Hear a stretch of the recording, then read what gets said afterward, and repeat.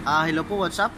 What's up sa ating mga subscriber dyan, sa mga bagong nanood na naniligaw sa channel ko. So meron tayo na kung kaunting kaalaman na gusto kong i-share sa inyo kasi maraming nagtatanong sa akin na paano daw ita-timing yung injection pump ng 4M40. So ito ay mini canter. So parang Pajero din to, pareho lang sila, 4M40 yung makina.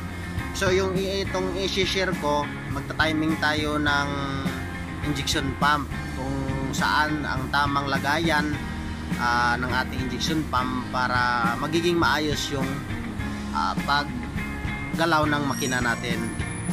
So kung ikaw ay bago ka pa lang at hindi ka pa nakapag-subscribe, subscribe na rin, then pahit na rin ang notification bell para maging updated ka rin sa aking mga videos na aking gagawin. So ngayon sisimulan ko na. So meron tayo ditong makikita na dalawang number 1. So ano yan, magkasunod, yung 1 at saka ito. So ang tawag nito ay notch. Ito yung dulo ng ating number 1. So ito rin number 1. So ibig sabihin nito ay notch ang tawag doon. So kung ang sasakyan natin ay mayroong turbo, so magsisit tayo dito sa nuts. So meron tayong sisilipin dito, itong T. Ibig sabihin ng T stand for turbo. Ito yung marker nya, ito. So yung N na naman ay non-turbo. Ito stand for non-turbo. So ito naman yung marker nya. So kung ang sasakyan natin meron turbo, so isit natin siya sa turbo. Yan. So ito, ang gatla na to sa gear, ang tawag niyan ay next. Ito. Parang gatla sa gear, next ang tawag niyan.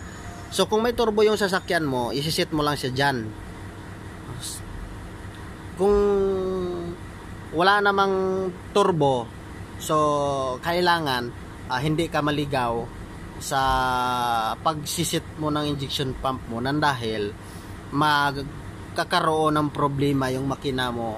Parang pumuputok-putok, either anong problema na mararamdaman mo talaga na umiba yung sasakyan na paggalaw ng makina. So ito, kung wala namang turbo yung sasakyan mo, isisit natin siya sa non-turbo.